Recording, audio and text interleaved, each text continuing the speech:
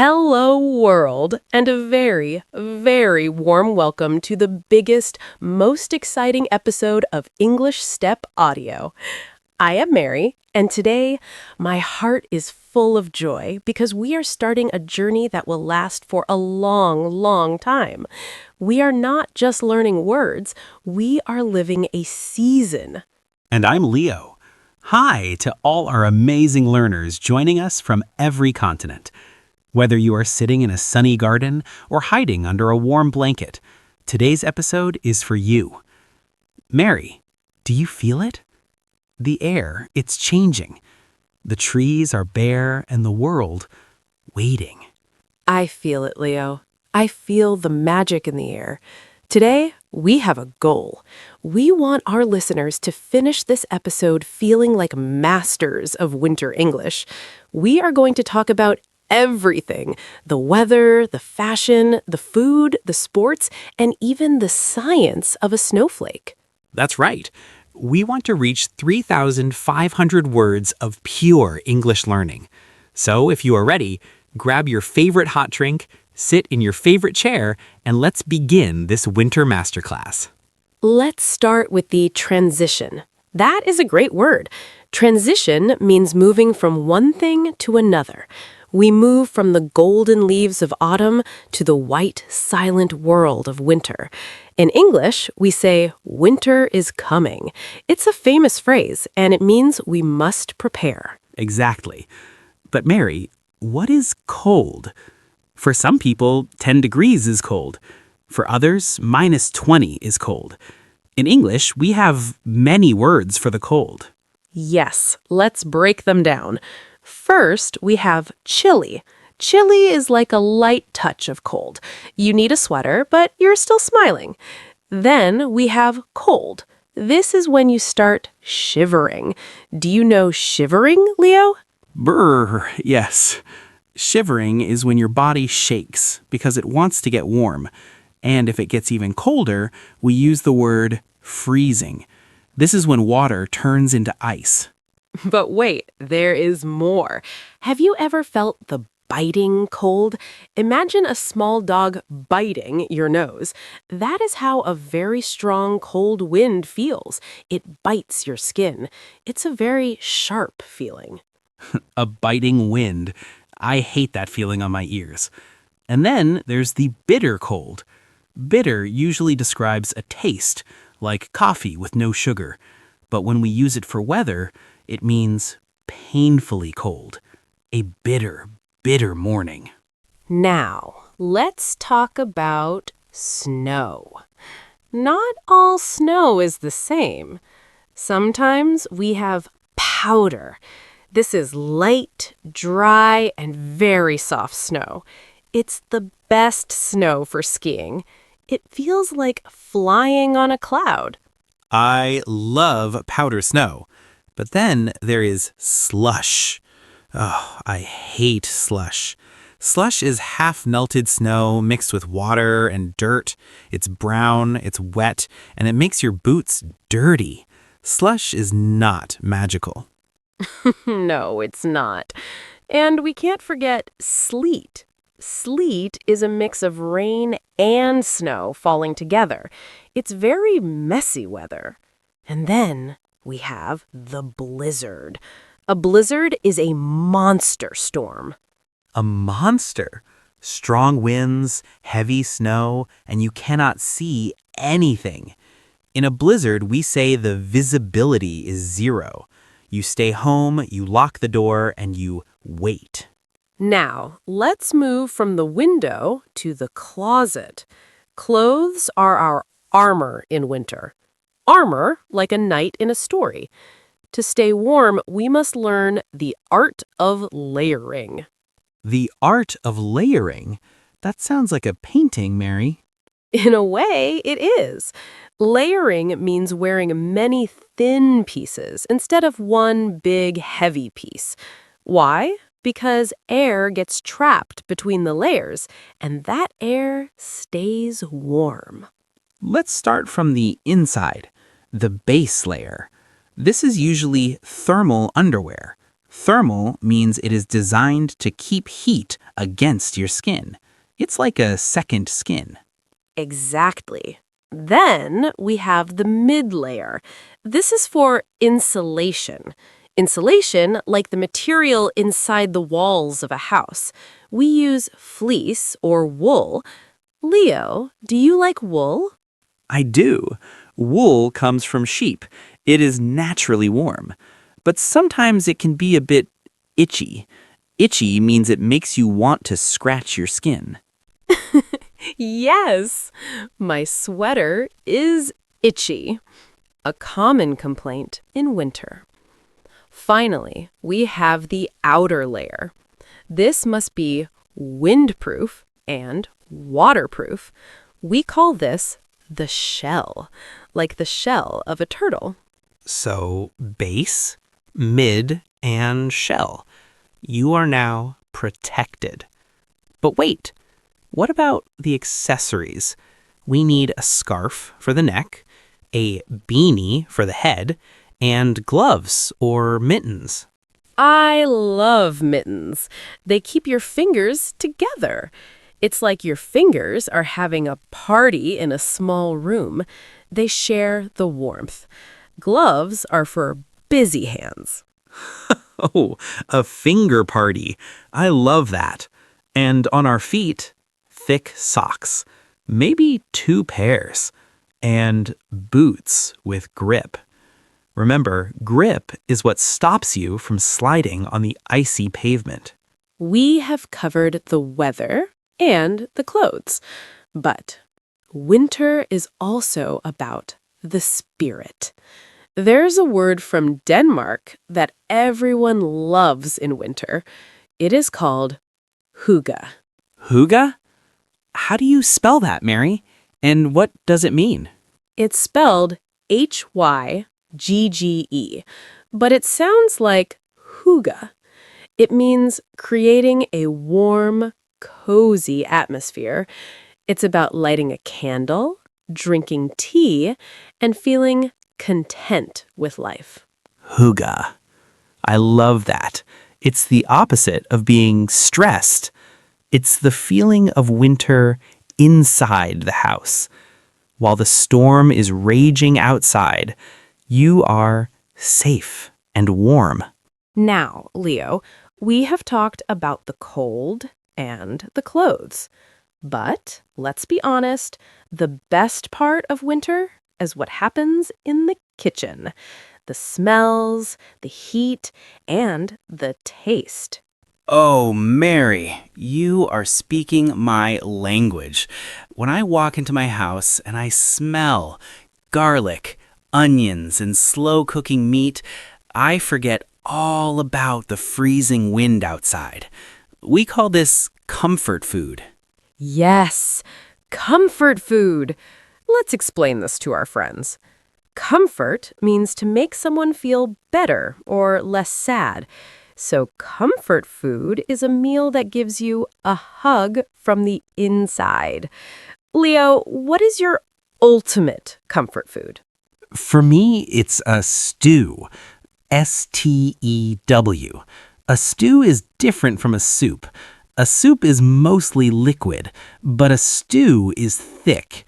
It has big pieces of potatoes, carrots, and meat swimming in a rich brown gravy. Delicious. And for our vegetarian friends, a lentil soup is perfect. Lentils are small seeds that become creamy when you cook them. In winter, we use spices, cinnamon, ginger, and nutmeg. They make the house smell like Christmas. Why do we use spices in winter, Mary? Is there a reason? There is. Many spices are warming spices. Science says they help increase your blood flow, so they actually help your body feel warmer. It's like a natural heater inside your stomach. A natural heater. I love that. And we must talk about the drinks. Winter is the season of the mug, M-U-G, a large, heavy cup with a handle. What is inside your mug, Mary?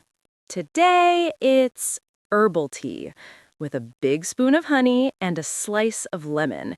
It's good for the throat. But sometimes I want something naughty. I want hot chocolate with extra whipped cream.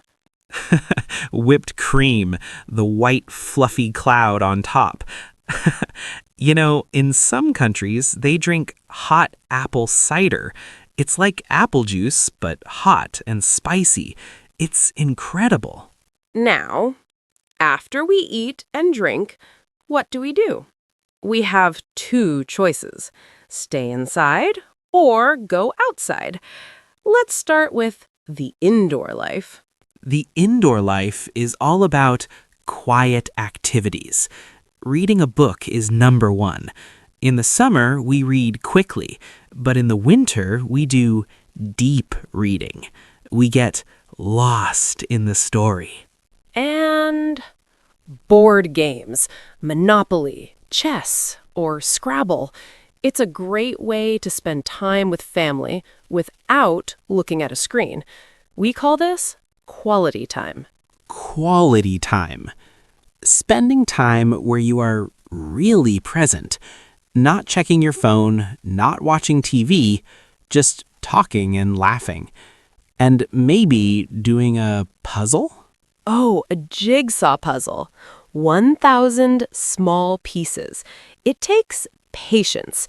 But when you put the last piece in its place, the satisfaction. It's a perfect winter project.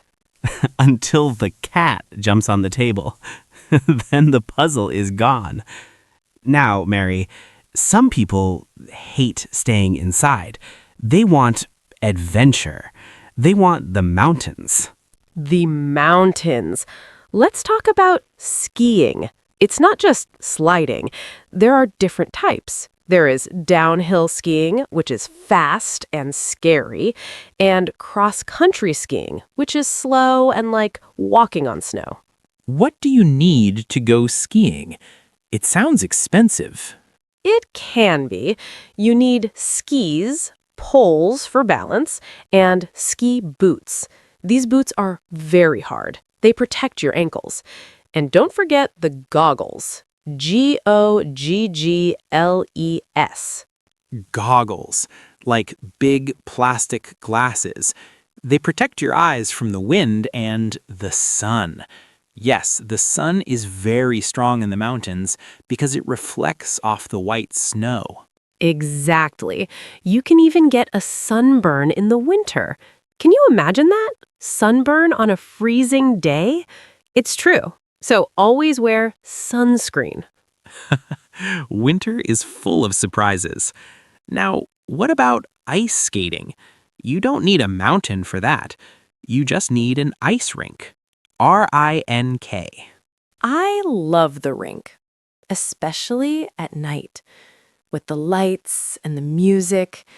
You wear skates, shoes with a metal blade on the bottom. You have to find your balance. My balance is usually on the floor. I fall every 5 minutes, but it's okay. Everyone is falling. We laugh, we get up, and we try again. That is the spirit of learning English, too. That is a perfect analogy, Leo. Analogy. Comparing two things. Learning English is like ice skating. You will fall. You will make mistakes. But you must get up and keep sliding. Yes, don't be afraid of the ice, and don't be afraid of the words. Now, Mary, let's talk about a very playful activity, sledding. Oh, sledding. Or in some countries, they call it tobogganing. You sit on a sled, a flat piece of wood or plastic, and you go down a hill very, very fast. And you scream, "Wee!" It's not just for children. Adults love it too. It makes you feel young again. And after you go down, you have to walk back up the hill. That is the hard part, walking up in the deep snow. It's a workout. Your legs will be tired, but your heart will be happy. So we have skiing, skating, and sledding. But what if there's no snow? Can we still have a winter feeling, Mary? Of course, winter is a state of mind. Even in a warm country, you can have a winter evening. You can dim the lights, put on a cozy sweater, and whisper to the rain. Leo, have you ever looked really closely at a single snowflake? Not a pile of snow, but just one tiny flake. It is one of the most incredible things in nature. I have, but they melt so fast. You catch one on your glove and poof, it's gone. But I heard that no two snowflakes are the same. Is that actually true, Mary? It is scientifically true. Every snowflake has a unique pattern. Unique. Unique. It means there is nothing else like it in the whole world. They're like tiny ice jewels falling from the clouds. Tiny ice jewels. That is a beautiful way to say it. And when millions of them fall together, they change the landscape. Landscape, the view of the land around us. Everything becomes flat and white. And it becomes quiet. Do you know why, Leo? Because snow absorbs sound. To absorb, like a sponge taking in water. The snow takes in the noise of the cars and the city. That is why a snowy morning feels so peaceful.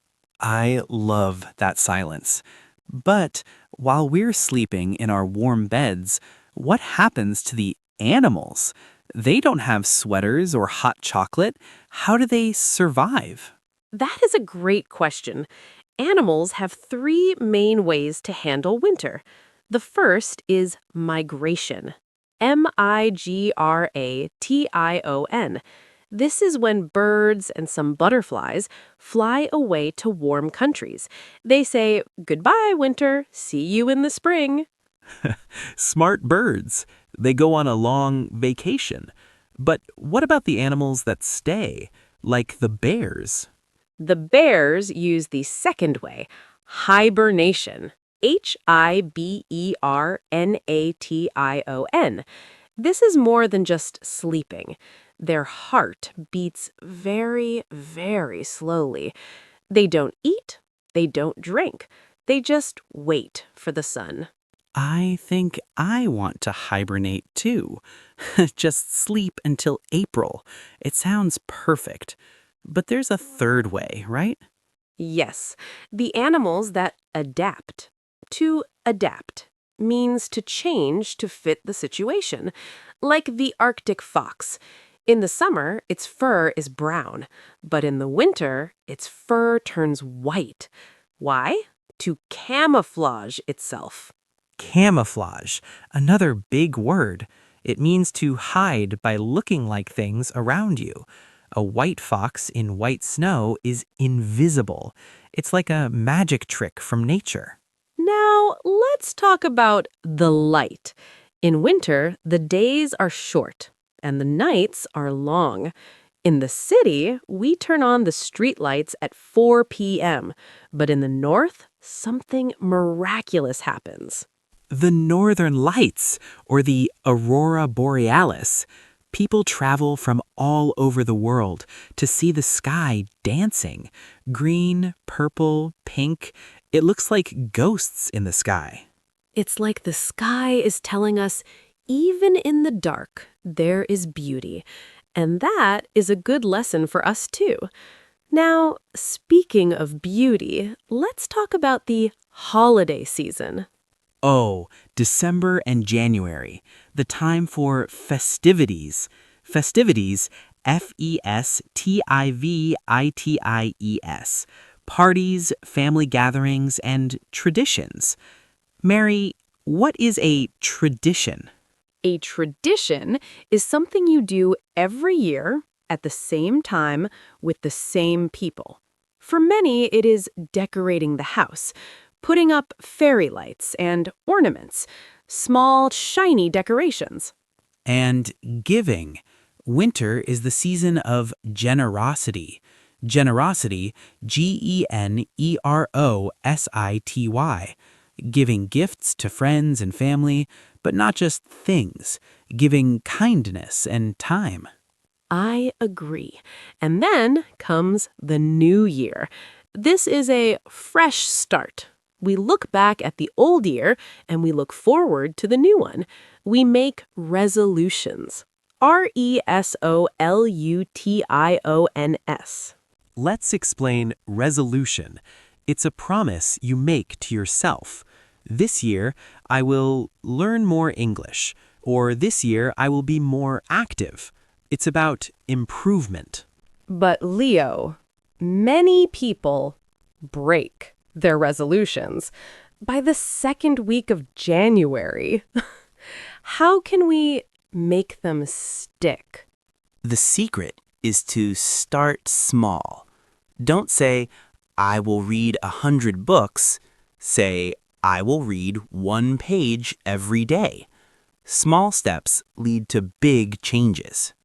That is exactly the philosophy of our channel, English Step Audio. One step at a time. Now, for our friends, let's learn some winter idioms. Phrases that use winter words but mean something different. Oh, I love these. Give me the first one. Okay, number 1, to be on thin ice. Imagine you are walking on a frozen lake and the ice is very thin. Is that safe? No, it's very dangerous. So, to be on thin ice means you are in a risky situation. Like if you are late for work 5 times in a row, you are on thin ice with your boss. Exactly. Okay, number 2, to be snowed under. SNOWED,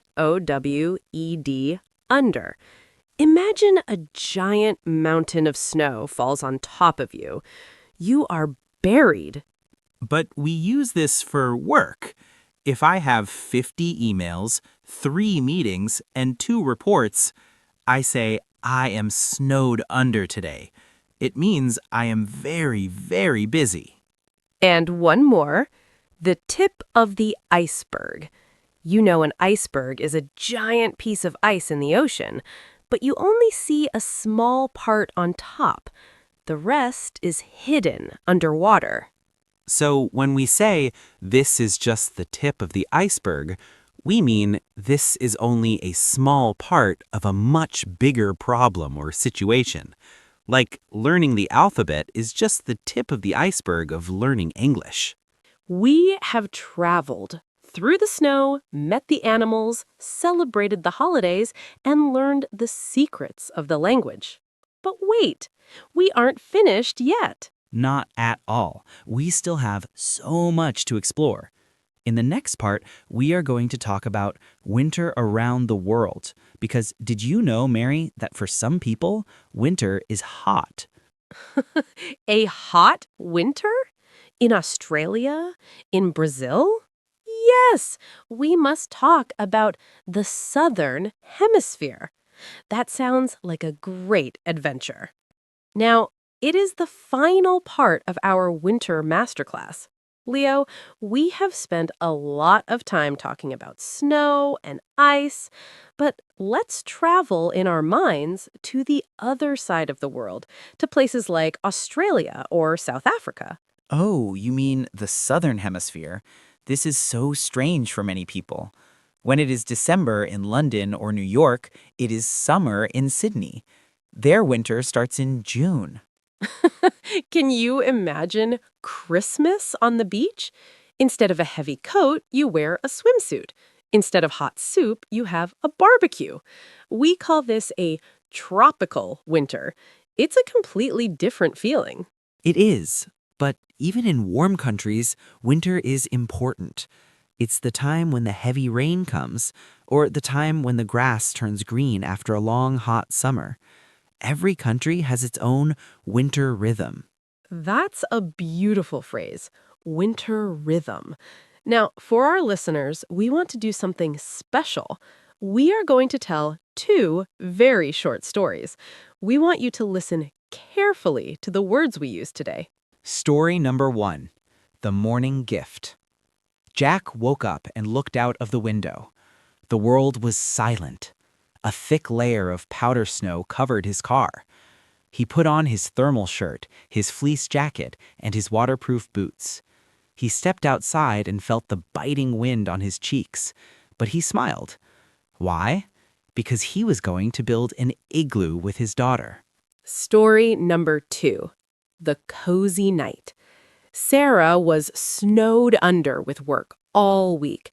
She felt the winter blues coming, so she decided to practice Hygge. She dimmed the lights, lit a candle, and made a big mug of hot apple cider. She sat by the fireplace and read her favorite book. Suddenly, she didn't feel sad anymore. She felt safe and warm. 2 beautiful stories. Now, Mary, we have used so many new words today. Let's do a vocabulary spotlight to help our friends remember. Great idea. We will say the word, and you repeat it after us. Ready? Bundle up. Comfort food. Hibernate. Exhilarating. Thawing. Frosty. Resolutions. Hygge. Goggles. Mitten. Well done. If you remember even 10 of these words, you are winning. Don't try to be perfect. Perfection is the enemy of progress. Just try to be better than yesterday. That is the secret to fluency. Leo, we are reaching the end of our 3,500-word journey. I feel proud of everyone who stayed with us until the end. It shows dedication. Dedication. It means giving your time to something you want to master. I feel it too, Mary. To our listeners, winter can be a long and dark season. But remember, without the winter, we would not appreciate the spring. Without the cold, we would not value the warmth.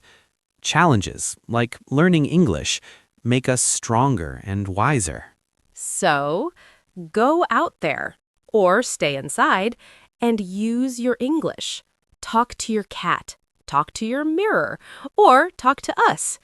Every word is like a snowflake that slowly builds your mountain of knowledge. Before we go, remember to check the transcript in the description. You can read every single word we said today. And don't forget our big question. Tell us, what is your comfort food in the winter? We are waiting to read your comments. It has been an honor to be your companion today. Stay warm, stay cozy, and most importantly, stay curious about this beautiful language.